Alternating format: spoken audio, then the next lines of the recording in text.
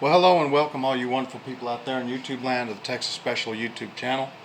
For this week's HO Scale product review, we're going to be taking a look at this Athearn Southern Pacific 85-foot coach car.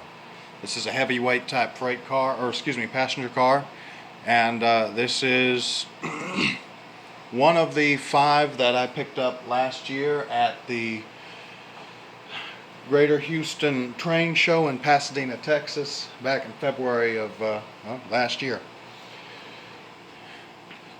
Paid a whopping $5 for this car. It was used, so it was pre-assembled, built brand new. These were kit cars, and they did come with originally horn hook couplers. Whoever owned these prior swapped out the horn hooks for knuckle couplers, thankfully.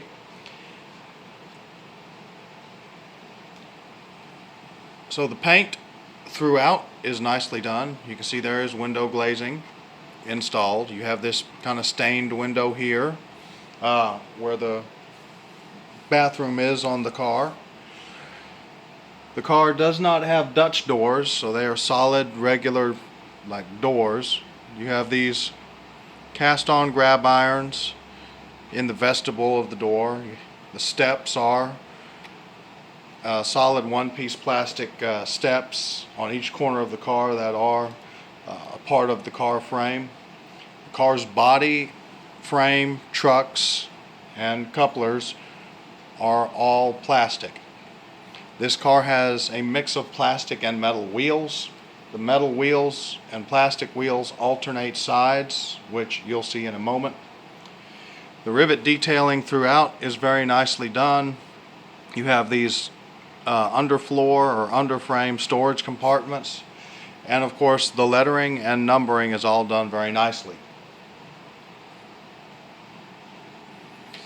Looking at the roof, you see not a whole lot is going on there. It's just a basic round roof.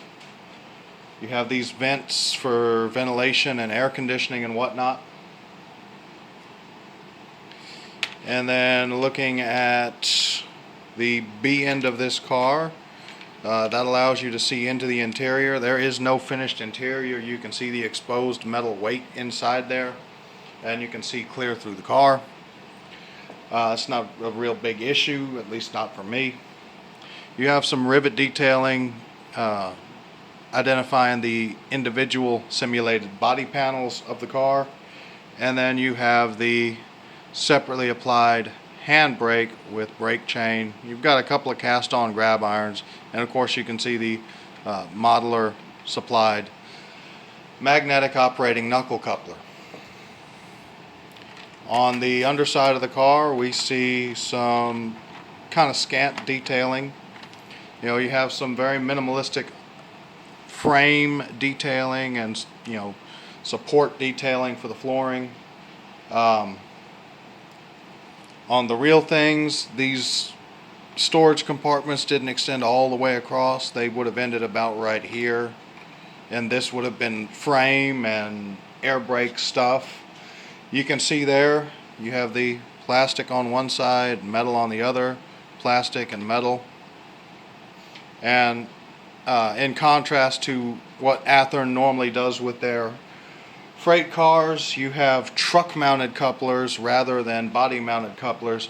This allows this car, even though it's so long, to be able to negotiate curvature as tight as 18-inch radius with minimal issues.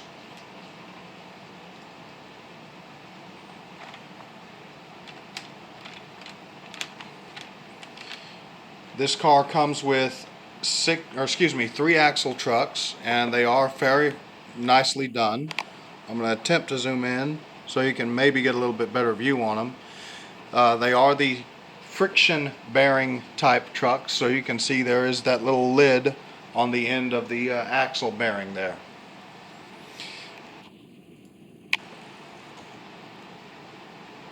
The prototype for these cars were used in mainline passenger service from about the mid-1910s all the way up to the end of passenger service